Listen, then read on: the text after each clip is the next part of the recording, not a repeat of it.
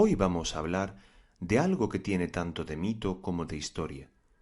Apariciones de fantasmas, duendes y objetos voladores no identificados. Están entre el mito y la historia, porque si bien los duendes y los fantasmas pertenecen al mundo del mito, los testimonios dejados por quienes dicen haberlos visto, o por los tribunales que los recibieron, y las crónicas que de ellos se escribieron, son documentos que están en los archivos y que forman parte de la historia, aunque las visiones que cuentan sean meras fantasías.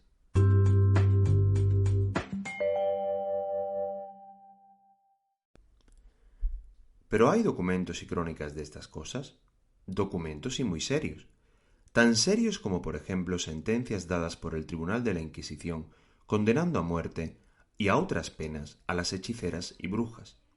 Una bruja que había echado mal de ojo a un vecino para que se le muriesen las mulas y para que se le secase la siembra está documentada. La pobre mujer, loca o atormentada, declaró que era verdad, que ella era bruja y que volaba montada en una escoba. Ahí están los documentos, testificados, firmados y sellados. Y hay muchas condenas de la Inquisición por brujería, muchas, lo que varía según los años, desde 1487 hasta 1780, son los tipos de condena. En el siglo XVI se hicieron frecuentes condenas a muerte por la hoguera por brujería y por hechicería, que al parecer se consideraban cosas distintas. En el siglo XVII, en cambio, las penas son más benignas.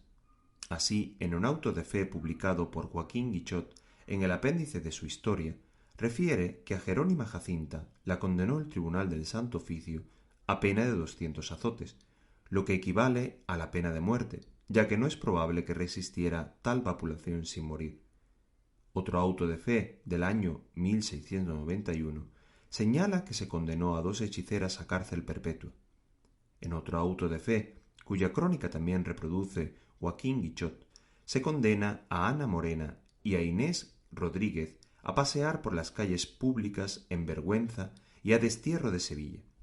Finalmente, en 1692, se condenó a Miguel del Águila, de oficio pintor y que además hacía brujería y adivinación, a la pena de 3 años de presidio y 2 años de destierro fuera de Sevilla. Sin embargo, en épocas posteriores se fueron suavizando las penas, hasta limitarse a paseos por las calles públicas en vergüenza, montadas en un burro, seguidas por las gentes menudas y chiquillos que se burlaban de ellas. Lo que había empezado como un delito atroz, digno de la muerte en la hoguera, acabó siendo una simple falta de orden público de menor importancia.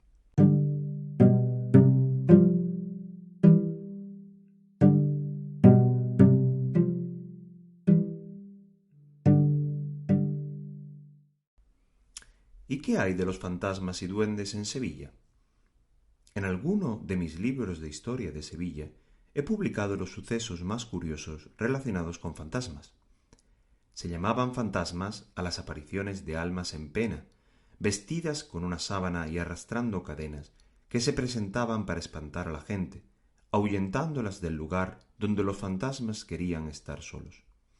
Unas veces los fantasmas, o el fantasma, pues en ambas maneras se dice, pedía venganza por haber sido asesinado en vida, o bien pedía que se le dijeran misas para poder reposar en paz.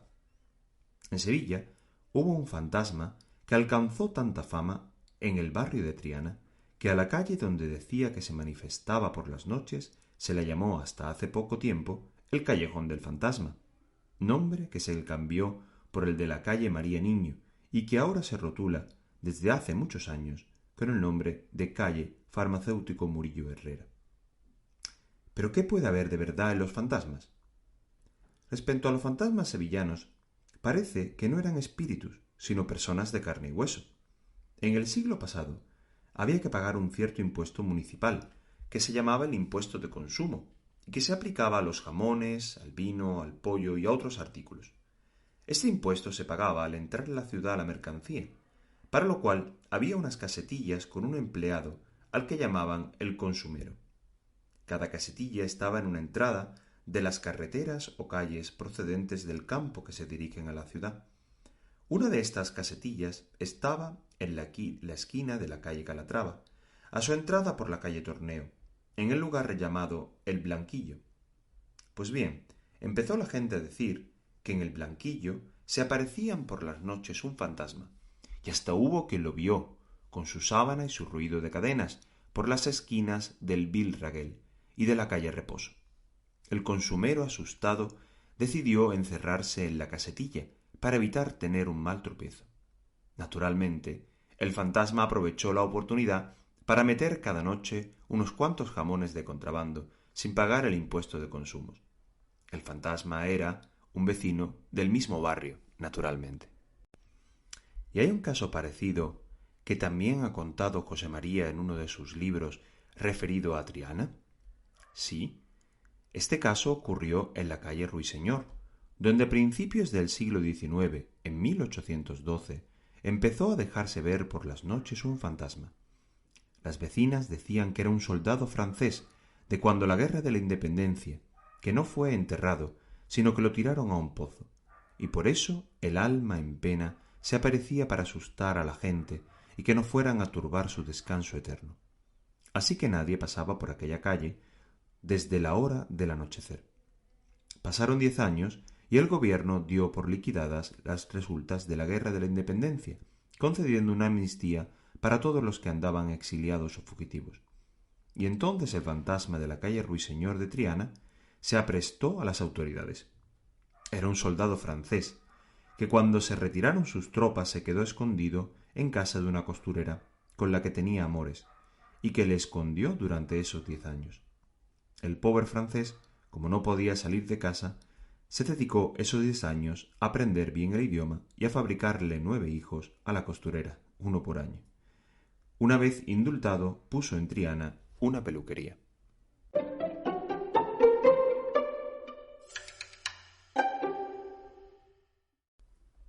¿Y los duendes?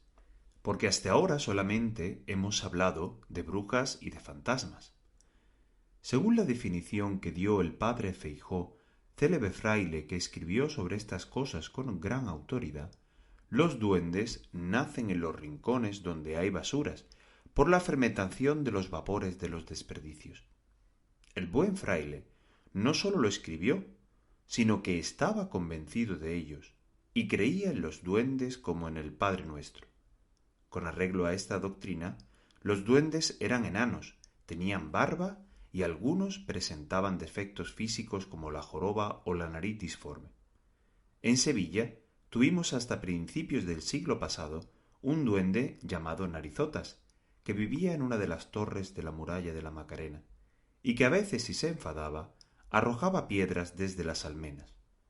El duende Narizotas gozaba de muy buena prensa en el barrio de la Macarena, pues también se decía que a veces abandonaba la torre y bajaba a las casas, y por la noche, mientras las vecinas estaban dormidas, les barría la casa o sacaba agua del pozo para ayudarles en sus faenas domésticas.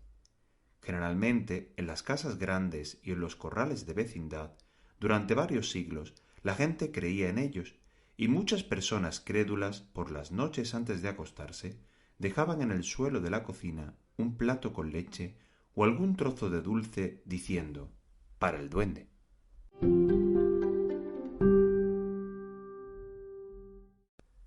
¿Hay en Sevilla algún suceso de fantasmas que haya pasado a la literatura? Pues sí, el organista Maese Pérez. Según se decía, Maese Pérez era el organista del convento de Santa Inés, al lado de la iglesia de San Pedro. El organista estaba componiendo una partitura para la misa de Navidad, cuando murió. Pero aquella noche apareció en fantasma y tocó el órgano interpretando la misa que había compuesto. Sobre esto, que la gente afirmaba haber sucedido en realidad, escribió Gustavo Adolfo Bécquer su célebre leyenda Maese Pérez el organista. ¿Y sobre ovnis? ¿Qué hay de esos que llaman los objetos volantes no identificados? ¿Aparecen en la historia de Sevilla?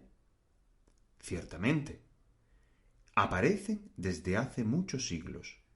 Veamos una crónica del rey don Juan II en el año 1464.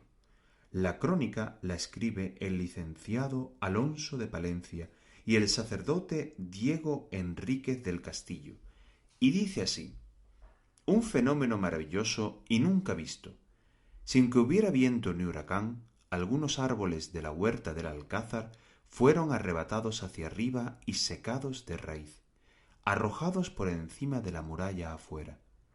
Una torre del Alcázar se vio cortada como un cuchillo. Una estatua de piedra del rey don Pedro, que estaba en los jardines sobre un pedestal, desapareció y nunca volvió a ser encontrada. Numerosos arcos del acueducto de los Caños de Carmona cayeron por tierra, sin que su hundimiento súbito hiciera ningún ruido. Esto ocurrió a mediodía, a la hora en que salía la gente de la misa de la catedral, y personas religiosas autorizadas por la edad y niños inocentes afirman haber visto por los aires hombres armados. Si tenemos en cuenta que esto se hizo en el año 1464, podemos entender que para las personas de entonces eran hombres con armadura. Hoy diríamos que son hombres con escafandras o trajes de astronauta. Yo ni creo ni dejo de creer. Los sucesos que se relatan pueden no haber ocurrido o haberse tergiversado, pero lo que sí nos importa es que de ellos han quedado testimonios escritos, documentos oficiales, crónicas y cuantos papeles sirven para que podamos conocer el mito, el misterio, la leyenda y la historia.